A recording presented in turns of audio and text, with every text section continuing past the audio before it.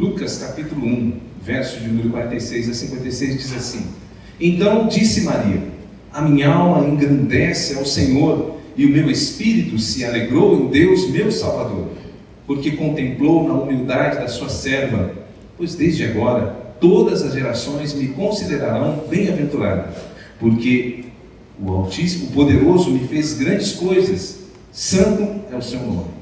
A sua misericórdia vai de geração em geração sobre os que o temem. Agiu com o seu braço valorosamente, dispersou os que no coração alimentavam pensamentos soberbos, derribou do seu trono os poderosos e exaltou os humildes, encheu de bem os famintos e despediu vazios os ricos. Versículo 54. Amparou a Israel, seu servo, a fim de lembrar-se da sua misericórdia, a favor de Abraão e de sua descendência para sempre, como prometera aos nossos pais. Maria permaneceu cerca de 3 meses com Isabel e voltou para casa. Oremos.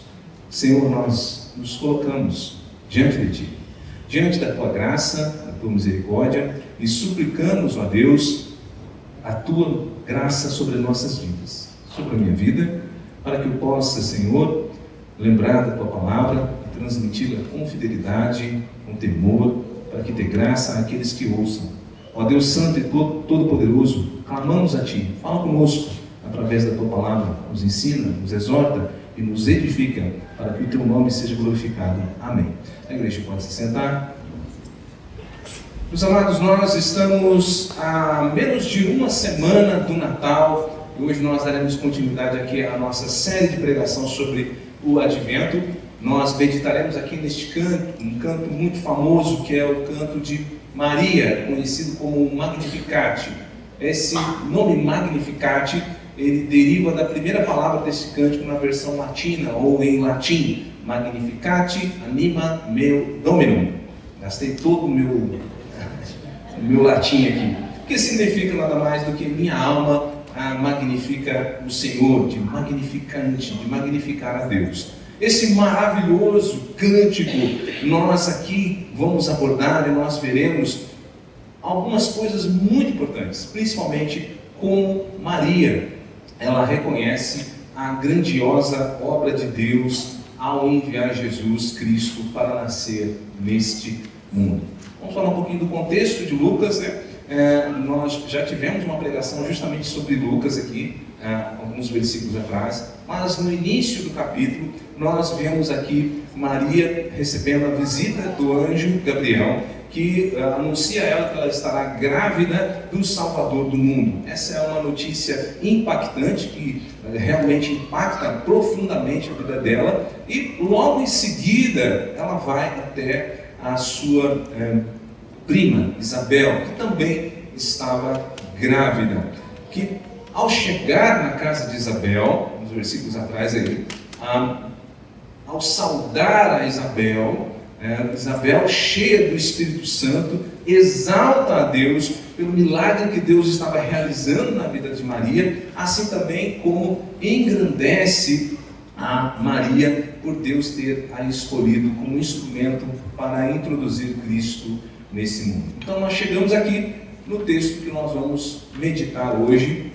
que é o cântico, o primeiro dos 4 cânticos que você vai encontrar aqui no livro, no Evangelho de Lucas. Antes eu queria destacar algo bem importante na vida desta serva chamada Maria, distorcida por muitos, colocada num patamar que ela nunca se colocou, e nem a Bíblia, mas precisamos sim tentar falar algo importante dentro deste texto. Nós precisamos destacar que este louvor de Maria, essa exaltação que Maria faz aqui, este cântico, se você é um bom leitor da Bíblia, você vai perceber que está repleto de referências bíblicas do Antigo Testamento. É o que nós fazemos aqui na Lectio Divina. Nós oramos os salmos, nós oramos a palavra de Deus e também cantamos as Escrituras. Maria está fazendo isso, ela está expressando o seu louvor, reproduzindo e falando muito a respeito do que o Antigo Testamento continha. Isso deixa evidente como Maria era uma pessoa devota, conhecedora das Escrituras, mesmo sendo muito jovem, uma jovem ali entre 14 a 16 anos. Olha que importante, né? Uma jovem de 14 a 16 anos, conhecedora do Antigo Testamento, a ponto de que, ao louvar a Deus, ela vai expressar vários textos da Escritura. Bom, como é que Maria vai iniciar esse cântico? Como é que ela começa esse louvor a Deus? Esse cântico de adoração ao Senhor? Ela começa justamente louvando a Deus pelos feitos que Deus tem realizado em sua própria vida. E é o que nós vamos ver aqui nos versículos 46, eu convido você a ler novamente Lucas, versículo 1, 46 a 49, nós vamos ver como esse trecho é um início, é uma introdução do louvor, que ela vai engrandecer a Deus pelos seus feitos. O versículo 46 diz assim: então disse Maria, a minha alma engrandece ao Senhor, e o meu espírito se alegrou em Deus, meu Salvador, porque contemplou na humildade da sua serva, pois desde agora todas as gerações me considerarão bem-aventurada. Olha o versículo 49. Porque o poderoso me fez grandes coisas, santo é o seu nome. Maria acabou de ouvir do anjo as notícias maravilhosas, notícias essas que encheu o coração dela, e ela, ao chegar na casa de sua prima, também fica espantada ao ouvir as palavras de Isabel. Veja o que ela faz imediatamente após isso. Ao contrário de que muitas pessoas que, ao ouvir um elogio, ou ao ouvir uma coisa muito boa de Deus, se engrandecem, Maria faz o oposto. Maria vai louvar a Deus. Maria imediatamente dá a glória devida a Deus. Ela vai cantar, exaltar ao Deus e engrandecer a Deus pelos seus grandes feitos. Ela vai dizer: a minha alma engrandece ao Senhor, e o meu espírito se alegrou em meu Deus Salvador. Veja, de uma forma resumida, Maria está aqui engrandecendo a Deus com tudo que ela possui.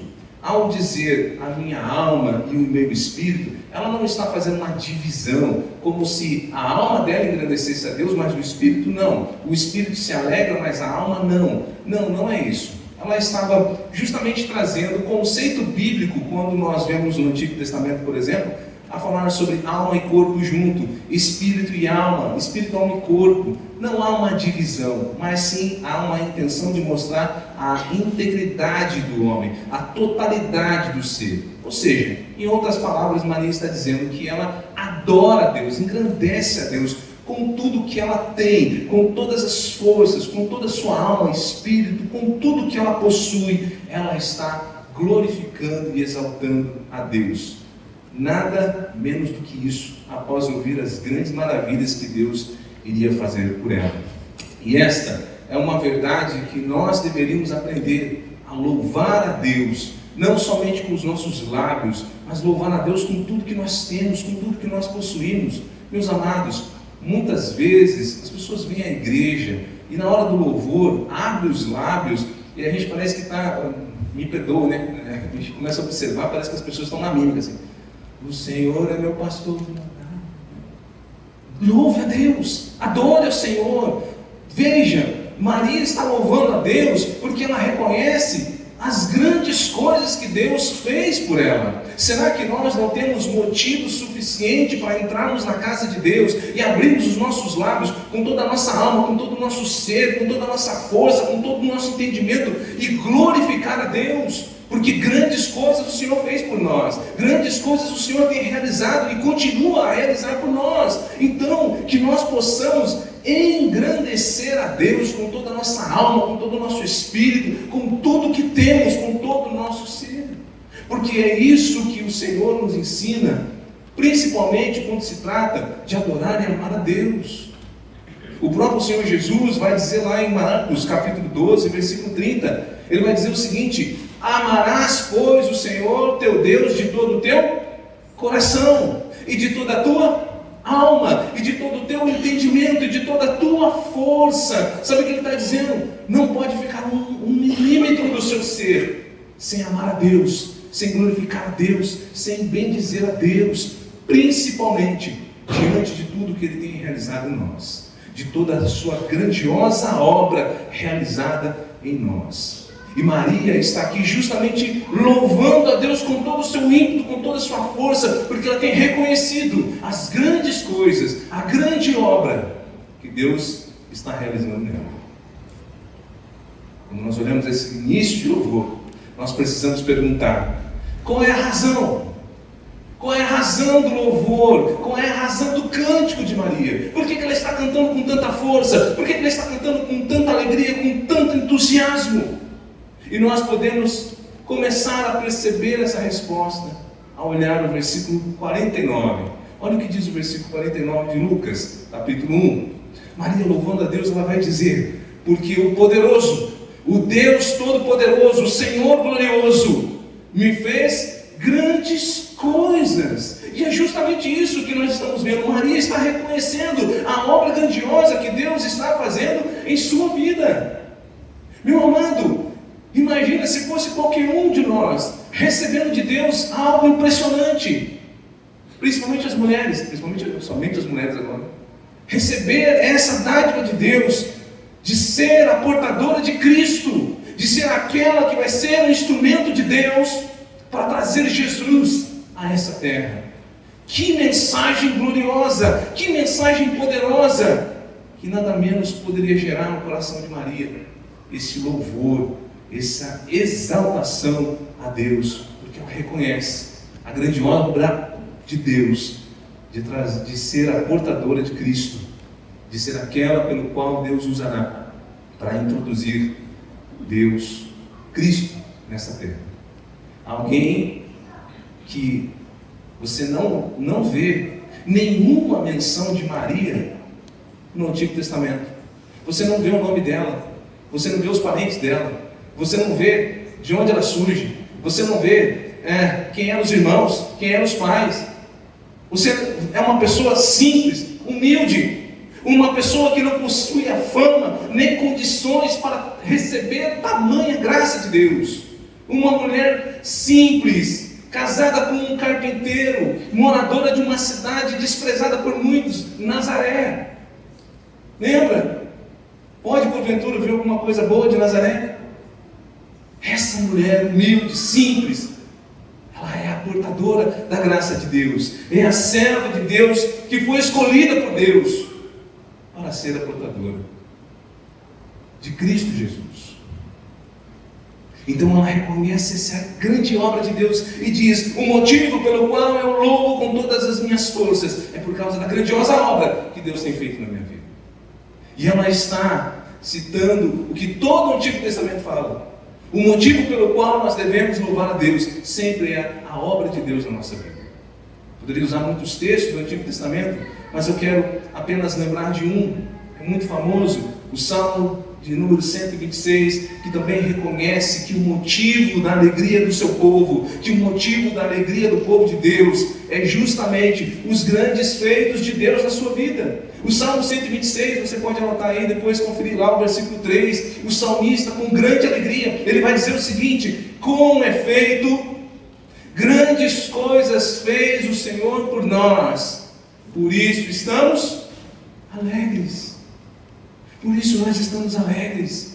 Meu amado, o motivo da nossa alegria é a obra de Deus realizada em nós, é as ações de Deus, da sua graça, da sua misericórdia em nossas vidas. E é justamente isso que Maria está louvando a Deus, engrandecendo a Deus, reconhecendo os grandes feitos que Deus realizou e está realizando em sua vida. Aqui vale uma pergunta muito importante, pertinente à nossa vida. Qual tem sido o motivo da sua alegria? Qual tem sido o motivo para alegrar você? Será que são as conquistas que você recebeu esse ano? Será que são o casamento, o noivado, o namoro, a conquista de um carro, de uma casa, de uma viagem que você vai fazer? Será que é isso que alegra o seu coração? Será que é isso que torna você feliz? Meus amados, quando nós reconhecemos o que Deus tem realizado por nós, o que Deus tem realizado em Cristo na nossa vida, meu amado, não há outra a atitude a ser tomada, senão render graças a Deus e louvá-lo com todo o nosso ser.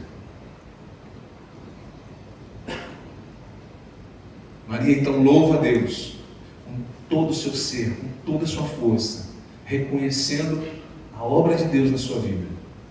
E ela começa a dizer que esta obra, uma das obras de Deus, além de escolhê-la, é que Deus atentou para ela, olhou para uma serva humilde.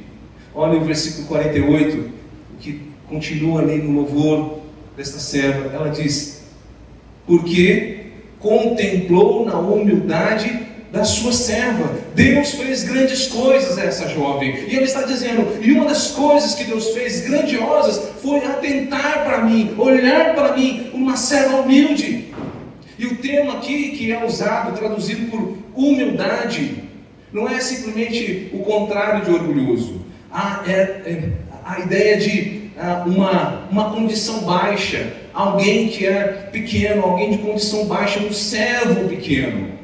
Maria então está se considerando como alguém indigna de receber algo tão majestoso da parte de Deus. Assim como também quando a palavra traduzida por contemplar, não é simplesmente olhar, contemplar alguém. Olha como eu contemplo a natureza. Não é isso. O termo que está sendo usado aqui por Lucas é contemplar, é olhar com consideração, com desejo de ajudar. Então ela está dizendo o seguinte, que Deus olhou para ela com graça, com a intenção de ajudar aquela pequena serva indigna. Então nós começamos a entender por que ela está louvando com tanta alegria, com tudo que tem. Porque Deus fez grandes coisas. E porque Deus está olhando para ela, uma serva indigna de receber tamanha graça. Meus amados, isso nos faz pensar quem nós somos para que Deus, do alto e sublime trono, olhasse para nós com intenção de nos ajudar. Você já parou para pensar? Quem somos nós? O que fizemos nós? O que tínhamos nós para que Deus olhasse do seu trono de glória no céu altíssimo para nós, que somos homens pequenos, falhos, miseráveis, pecadores, indignos da graça de Deus? Mas assim como esta serva, nós também louvamos a Deus, porque aprove a Deus olhar para nós e enviar o seu Filho Jesus ao mundo para nos resgatar. Então, o que Maria está adorando e louvando, em outras palavras, é que ela reconhece que ela era indigna de receber tamanha graça, e que a obra que Deus estava realizando em sua vida não era porque ela tinha feito algo, não é porque ela merecia, não é porque ela realizou alguma coisa, mas é pela graça e pela misericórdia de Deus, porque ela era simples, nada tinha de si mesma para que Deus a escolhesse, pois era uma simples jovem, sem riqueza, sem status, sem fama, pobre e humilde. Que quadro diferente do que as pessoas tratam Maria hoje, né? Rainha do céu, Senhora, advogada, intercessora, superiora. Ela se coloca numa posição de humildade, de simplicidade, de indigna de receber o que Deus estava fazendo na vida dela. E ela continua no seu louvor, e agora dizendo grandes coisas Deus fez, Ele olhou para mim, atentou para mim, com a intenção de me ajudar e de me escolher para me tornar bem-aventurado. Olha o versículo 48, na parte B, Maria vai dizer assim: pois desde agora todas as gerações me considerarão bem-aventurada. Aquela simples e humilde jovem, noiva de um carpinteiro, desconhecida por muitos, agora será lembrada e considerada por todas as gerações como alguém que foi grandemente abençoado. Olha que coisa maravilhosa. Maria não está dizendo que ela é alguma coisa, que ela tem algum poder. Ela está rendendo graças e louvores a Deus. Veja, é a obra de Deus em sua vida que a torna abençoada. Ela está reconhecendo que ela só é abençoada por causa da obra de Deus em sua vida. É o que Deus está realizando em sua vida que a torna abençoada e reconhecida por todas as gerações. As gerações futuras reconhecerão que Maria foi grandemente abençoada por Deus. E não como dizem hoje, a abençoadora de muitos. Louvor de Maria coloca ela numa posição de uma serva humilde, que reconhece que tudo que tem, que tudo que possui, é por causa da graça de Deus, e que ela só é abençoada porque Deus agiu favorável a ela, abençoando. Maria foi abençoada porque Deus enviou o seu Filho Jesus para ela, para que Cristo estivesse nela. Ela não se vangloria disso, mas ela rende graças a Deus. Maria está reconhecendo uma realidade de todos os homens, que não há como ser verdadeiramente abençoado, verdadeiramente feliz, sem que Deus realize a sua obra gloriosa em nós, sem que Cristo esteja em nós. A obra de Deus, por meio de Cristo, que nos torna verdadeiramente abençoados. Meus amados, não há como ser feliz, não há como ser verdadeiramente bem-aventurado, abençoado, fora da obra de Deus em Cristo Jesus. Não há como termos felicidade verdadeira fora de Cristo. Tudo que o homem tenta, com dinheiro, riqueza, prazeres, viagens, bens, tudo é ilusão. Nada disso pode trazer a verdadeira felicidade, a verdadeira alegria e bênção que só temos em Cristo Jesus. É o que Maria está reconhecendo. Ela é bem-aventurada, abençoada, feliz, porque Deus enviou Jesus para a vida dela. Depois dessa explosão e exultação de alegria, Maria passa a exaltar a Deus por sua misericórdia. Agora ela passa a adorar a Deus não só pelo que Deus fez especificamente em sua vida, mas agora pelo povo de Deus. Maria começa agora a exaltar a misericórdia de Deus para com o seu povo. Olha o que ela vai dizer no versículo de número 50. A sua misericórdia, a misericórdia de Deus, vai de geração em geração sobre que os temem. Maria, como uma boa conhecedora das Escrituras, ela está recordando de como a misericórdia de Deus tem guardado e preservado o seu povo de geração em geração, até aquele dia e aquele momento glorioso da vida de Jesus. Não somente isso, mas também ela está lembrando o fato de que a própria vinda de Cristo ao mundo, nós veremos mais para frente, é a manifestação máxima da misericórdia de Deus ao seu povo. Ela não está só dizendo que a misericórdia de Deus é de geração em geração, mas ela está reconhecendo a misericórdia de Deus em enviar Jesus ao seu povo.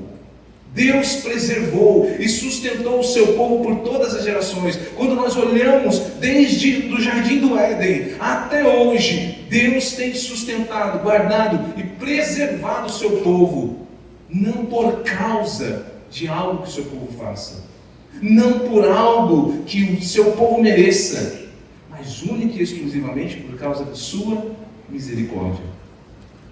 Um texto famoso que pode resumir essa verdade está lá em Lamentações, capítulo 3, 22, que diz o quê?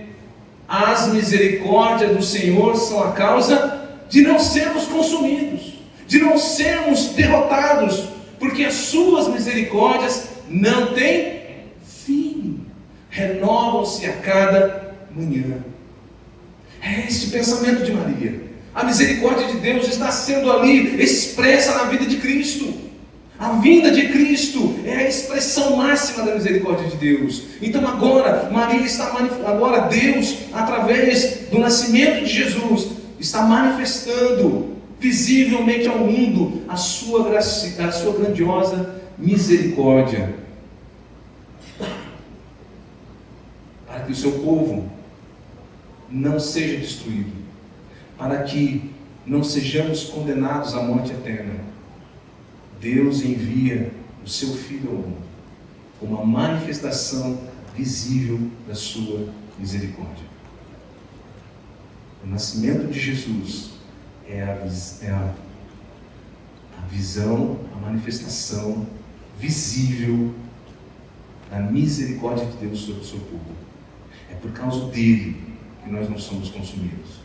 É por causa da vida de Cristo vindo ao mundo que a misericórdia de Deus é estendida até nós. Partindo então, continuando esse louvor, Maria reconhece a grandiosidade da obra de Deus em sua vida, enviando Jesus para estar nela. Reconhece a misericórdia de Deus, não somente para ela, mas para todo o povo de Deus, que Cristo vindo ao mundo é a manifestação máxima da misericórdia de Deus. Ela continua nessa adoração, nesse louvor, mostrando agora e glorificando o poder absoluto de Deus, a onipotência de Deus, nos versos 51 a 53. Olha o que Maria vai dizer a respeito de Deus. O verso 51 diz assim: agiu com o seu braço valorosamente, dispersou os que no coração alimentavam pensamentos soberbos, derrubou do seu trono os poderosos e exaltou os humildes, encheu de bens os famintos e despediu vazio os ricos.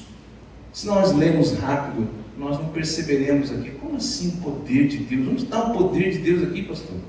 Mas quando nós olhamos um pouquinho mais de atenção, lembrando que Maria era uma jovem conhecedora das Escrituras, nós começamos a perceber como ela faz ali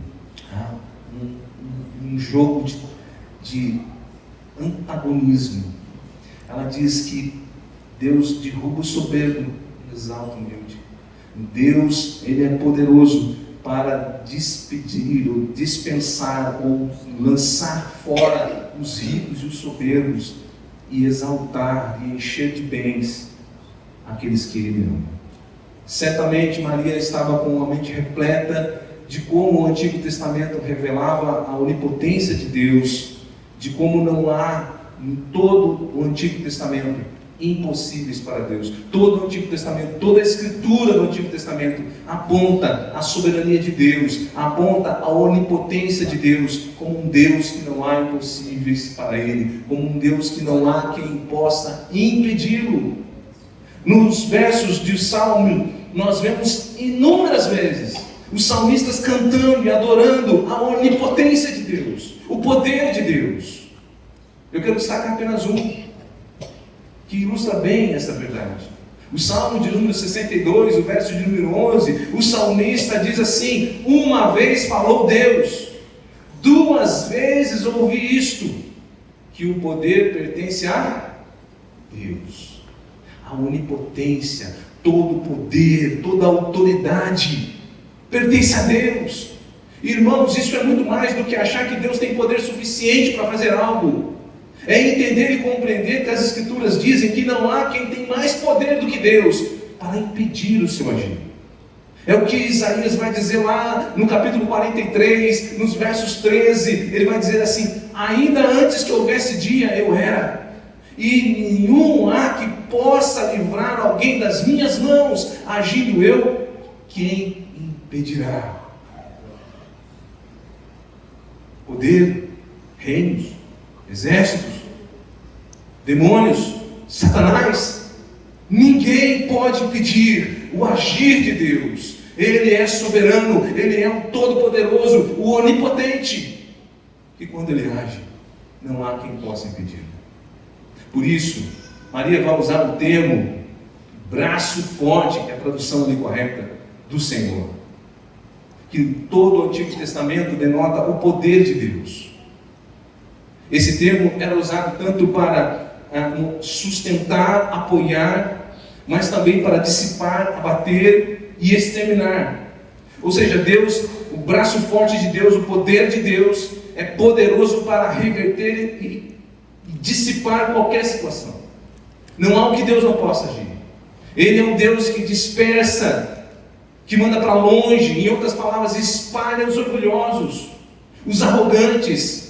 Ele é aquele que derruba reinos poderosos, que despede sem nada os que eram ricos e orgulhosos. É isso que Maria está dizendo. Quem é Deus? Ele é o Todo-Poderoso, o Maravilhoso. Lembra, Maria, conhecedora das Escrituras, estava sobre o domínio do Império Romano. E agora ela está vendo o nascimento do rei, o nascimento do Messias prometido. E ela está reconhecendo: o poder de Deus está chegando, o braço forte do Senhor está chegando. E quem são os poderosos? Quem são os orgulhosos que estão dominando sobre o mundo? Diante do Rei da Glória.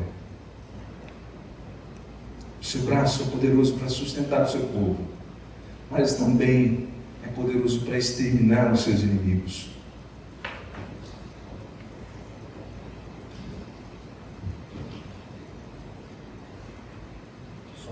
Só o meu não é poderoso para sustentar o norte. Maria, talvez, ao dizer esse texto, nesse cântico, ela estava lembrando de como Deus, com o seu braço forte, destruiu a Faraó, destruiu os cananeus, os filisteus. Lembra de Senaqueribe, que veio contra o povo de Deus, blasfemou contra Deus e disse: quem é o seu Deus que pode te livrar? E Deus mostrou que Ele é o soberano, o todo-poderoso, que tem todo o poder para, com uma palavra, dissipar os inimigos de Israel, eliminar da face da terra. Então Maria talvez estivesse pensando justamente nisso, em como Deus, com o seu poder, com o seu braço poderoso, livrou Israel de todos esses inimigos, de como, com este mesmo braço, sustentou e elevou servos humildes como Moisés, Josué, Davi, Esther, Daniel e tantos outros. Com este braço poderoso sustentou esses homens. Talvez ela estivesse recordando que o poder soberano de Deus preservou o seu povo durante todo o período, que estava preservando o seu povo diante daquele Império Romano, mas que estava chegando o dia em que o braço poderoso de Deus daria vitória definitiva ao seu povo. É nisso que Maria estava pensando, não somente apontando para aquilo que Deus fez no passado, mas por aquilo que Deus estava realizando no nascimento de Cristo. O nascimento de Cristo é a manifestação do braço forte de Deus, do poder de Deus para reverter a situação mais terrível do povo de Deus, onde eles se encontravam, escravos do pecado, não de Roma apenas, mas escravos do pecado, dominados por Satanás, por um reino maligno. Então Maria está cantando e louvando a Deus, porque o braço do Senhor estava sendo estendido para o seu povo, para libertar, para destruir e dizimar os seus inimigos, os inimigos da nossa alma, e derrubar o domínio do poder das trevas e nos levar à sua presença. Estava chegando o braço do Senhor, estava chegando o Todo-Poderoso, para que nós fôssemos libertos e levados ao seu reino, que nós fôssemos supridos na presença de Cristo, saciando a nossa sede e fome de justiça. É isso que o maravilhoso cântico de Maria está expressando. O nascimento de Cristo é a manifestação visível do braço forte do Senhor, é a manifestação do seu poder para mudar o estado de escravidão, miséria e morte que o seu povo se encontrava. Então Maria continua nesse louvor maravilhoso, e por fim ela vai exaltar a fidelidade de Deus com suas promessas. Grandes coisas fez o Senhor por nós, por isso estamos alegres. Ele olhou para a baixeza de nossa vida, estendeu os seus braços poderosos, enviando Jesus para nos salvar. E agora Maria vai exaltar a fidelidade de Deus no verso 54 e 55. Dizendo a respeito de Deus, ela vai dizer no verso 54: amparou a Israel seu servo, a fim de lembrar-se da sua misericórdia, a favor de Abraão e de sua descendência para sempre, como prometera aos nossos pais. Maria estava lembrando de que por todas as gerações, Deus amparou o seu povo, sustentou o seu povo. O verbo traduzido aqui por amparar significa apoiar, estender uma mão, ajudando alguém que esteja caído ou fraco. Entende que Maria está reconhecendo que o seu povo era sustentado pela graça de Deus.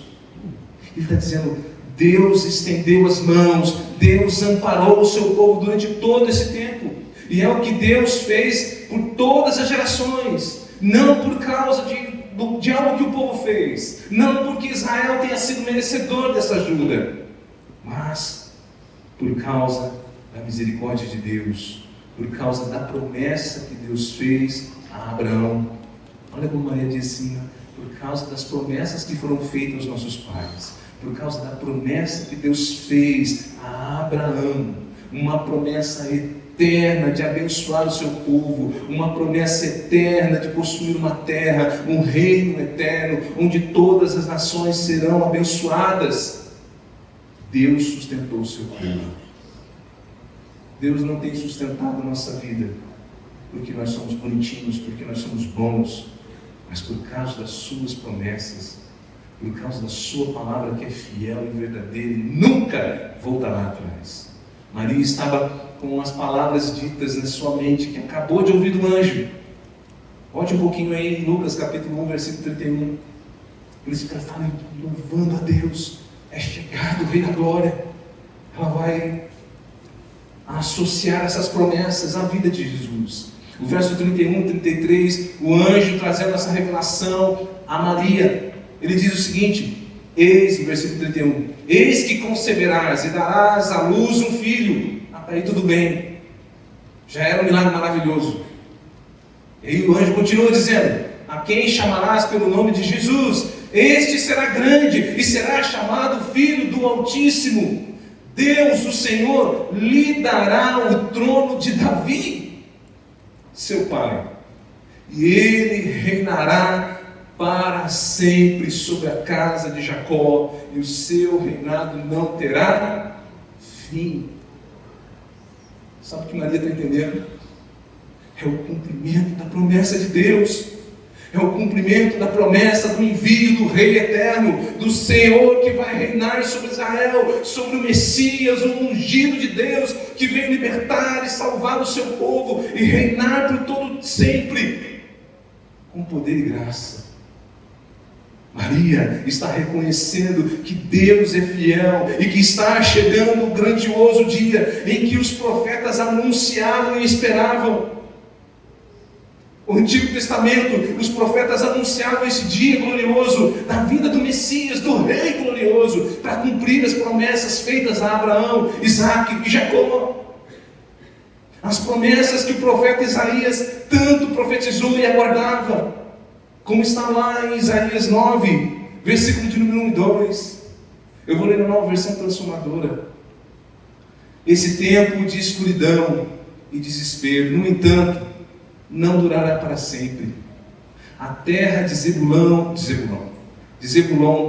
e de Naftali será humilhada, mas no futuro a Galileia dos gentios, localizada junto à estrada do Jordão e o mar, se encherá de glória. O povo que andava na escuridão verá grande luz. Para os que vivem nas trevas, na região das trevas, brilhará a luz. Maria estava aguardando essa promessa. Ela estava imaginando, está chegando esse dia, o dia em que o nosso Salvador virá, o dia em que o nosso Messias chegará para verdadeiramente trazer luz sobre essas trevas e libertação ao seu povo. A promessa que Miqueias tanto aguardava, que tanto esperava.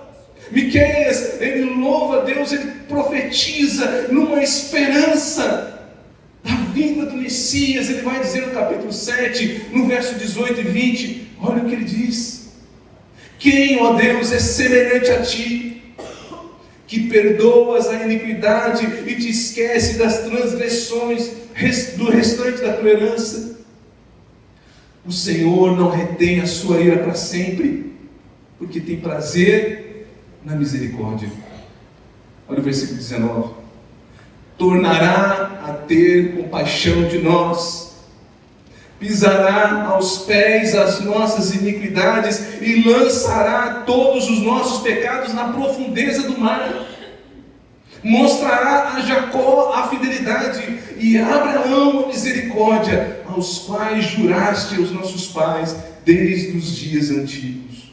Maria entendia que esse dia chegou, que as promessas fiéis e verdadeiras de Deus estão se cumprindo. Agora ele está imaginando: Jesus é o Messias, Ele é o Rei que virá para pisar sobre os nossos pecados, nos livrar da morte, reinar sobre nós. Ela está crendo verdadeiramente o que Isaías disse: um menino está para nascer, um filho foi dado, e o governo estará sobre os seus ombros, e o seu nome será Maravilhoso Conselheiro, Deus Forte, Pai da Eternidade, Príncipe da Paz.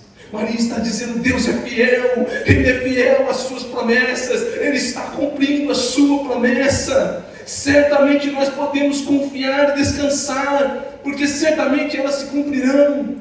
O nascimento de Jesus, a vinda de Cristo, é a manifestação da fidelidade de Deus em suas promessas. Ele disse que enviaria o Messias, e o Messias está vindo ao mundo. O Messias, o Salvador, o Rei eterno está chegando nesse mundo. Nós podemos confiar certamente, as promessas se cumprirão. Assim como que se cumpriram a respeito do nascimento do Messias, podemos esperar confiadamente nas promessas dito a respeito da sua igreja, as promessas dito a respeito do retorno do nosso Rei também se cumprirão. No louvor de Maria, nós estamos vendo como ela está reconhecendo a obra de Deus, como ela está vendo que o nascimento de Jesus é a manifestação da obra de Deus, é a manifestação da sua misericórdia, do seu poder e da sua fidelidade. Nós também podemos confiar na fidelidade de Deus em suas promessas. Elas se cumprirão. Antes de Jesus nascer, os profetas aguardavam ansiosos que essa palavra se cumprisse. O menino se nos deu, um filho se nos deu, e verdadeiramente aconteceu, ele nasceu. Jesus nasceu. Nós estamos à véspera de celebrar o nascimento de Cristo, porque verdadeiramente a palavra de Deus se cumpriu, e o Messias veio ao mundo, nasceu de uma virgem, viveu, morreu numa cruz, ressuscitou para a glória de Deus e para o perdão dos nossos pecados. Mas as promessas não acabaram. Há uma promessa de que Cristo voltará. Esse mesmo Cristo que um dia nasceu dessa jovem virgem, prometeu que um dia voltará para nos buscar. Ainda não vemos todas as promessas cumpridas, ainda não vemos a face de Jesus, ainda não vemos o céu aberto, a morada preparada para Deus ainda não vemos ainda a nova Jerusalém. Mas assim como todas as promessas de Deus se cumpriram, as promessas a respeito do envio do nosso Senhor e Salvador Jesus Cristo se cumpriram fielmente. Essas promessas são reais e verdadeiras e se cumprirão. Nós podemos confiar, porque o nascimento de Cristo é a manifestação da fidelidade de Deus em cumprir as suas promessas.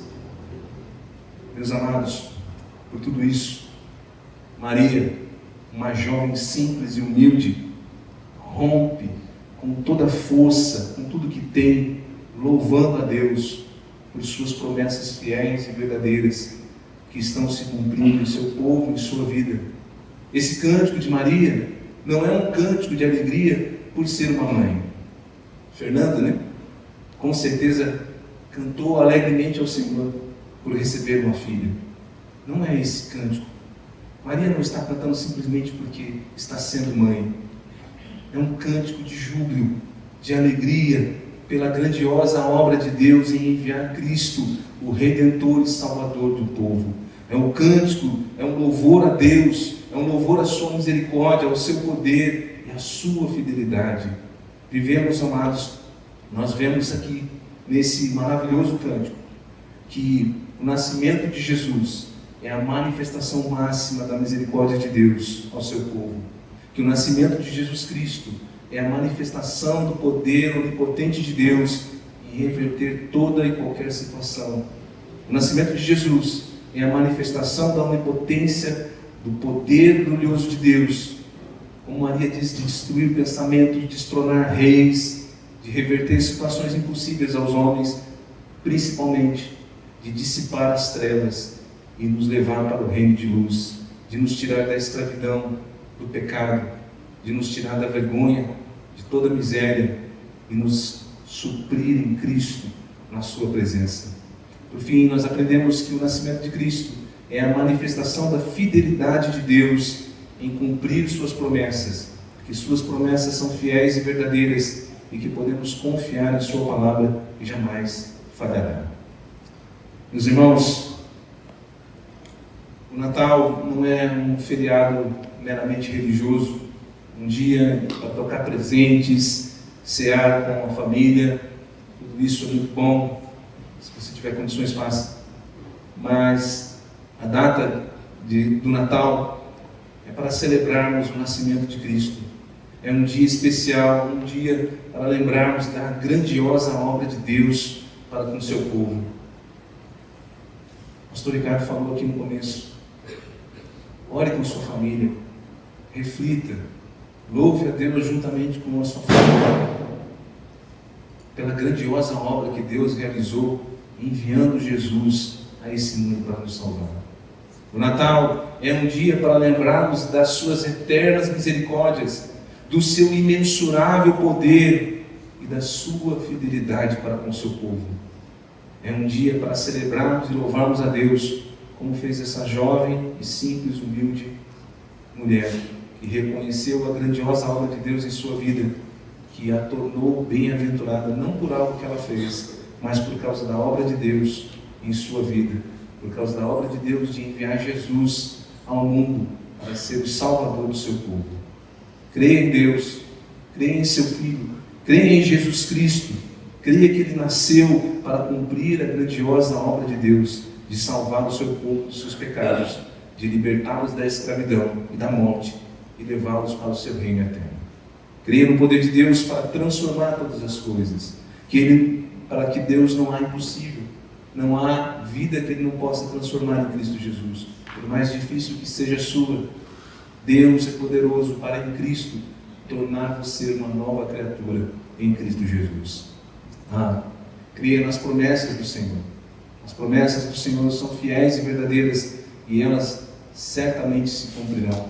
Ainda que nós vivemos em dias difíceis, oramos aqui pelo nosso país e não temos perspectivas de melhora, mas a nossa esperança está naquele que um dia nasceu para cumprir as promessas de Deus. A nossa esperança está nas palavras e nas promessas do nosso Deus eterno. A nossa esperança está na promessa desse Deus. E nós um dia veremos o céu aberto. Nós veremos as trombetas tocando. E nós subiremos com Cristo para estarmos eternamente em sua presença. Assim como Ele prometeu. Creia nisso, meus amados. Não é uma história de crente. Não é uma história de pastor. São as promessas fiéis de um Deus eterno que tem mostrado a sua fidelidade a cada dia ao seu povo.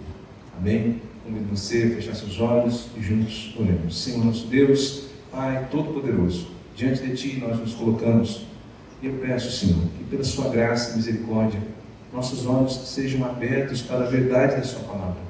Que nesse Natal, Senhor, este período tão importante de nossa vida, não sejamos levados, ó Deus, pelo consumismo, por tantas outras coisas que nos afastam, ó Deus, do verdadeiro sentido desta data, mas que pelo Teu Espírito Santo nós possamos reconhecer as grandes coisas que o Senhor tem feito em Cristo Jesus, as promessas que o Senhor tem feito e tem se cumprido em enviar o Teu Filho para nascer nesse mundo, que nós possamos compreender, ó Deus, os grandes feitos do Senhor em enviar Jesus, a Sua misericórdia, o Seu poder, a Sua graça, ó Pai.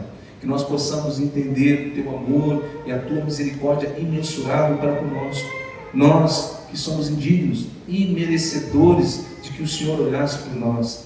Mas o Senhor, assim, ó Deus, com grande amor, olhou para nós, estendeu o Teu braço forte, Jesus Cristo, para nos resgatar do pecado e da morte, para nos transportar para o Teu reino. Ó Deus, que nós possamos confiar no poder que há em Ti, na Tua Palavra, em Cristo Jesus, para transformar a nossa vida, para nos tirar, ó Deus amado, do pecado, e nos dar uma nova vida em Cristo Jesus. Que nós possamos confiar que a Tua Palavra é fiel e que o Senhor disse, ó Pai, e prometeu que estaria conosco todos os dias. O Senhor disse e prometeu que nos guardará na Tua presença em Cristo Jesus até o retorno do Teu Filho. Que nós possamos confiar na Tua Palavra, que é fiel e verdadeira. Que nós possamos aguardar aquele dia glorioso de ver os céus abertos, de ver, ó Deus amado, Jesus vindo nos buscar para estarmos contigo, cumprindo definitivamente as promessas eternas do Senhor. Assim, ó Deus, nós te louvamos, te agradecemos, em nome de Jesus. Amém.